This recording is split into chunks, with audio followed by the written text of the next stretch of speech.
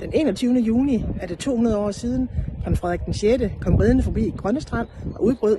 Dette øde sted er den smukkeste plet i mit rige, og det skal fejres.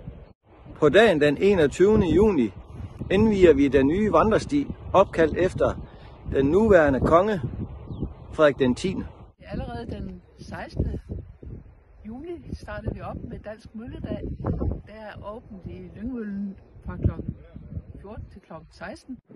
Lørdag den 22. juni afholder Hanherred Havbåde fra hav og fjord til bord, hvor man kan booke billetter.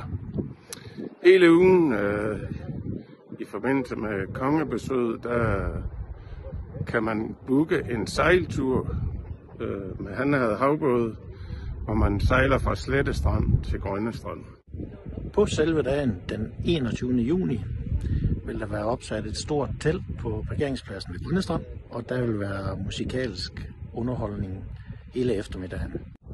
Glæd jer til sange ved havet. Glæd jer til glimrende historiske dage ved Grønne Strand. Bak op om arrangementet.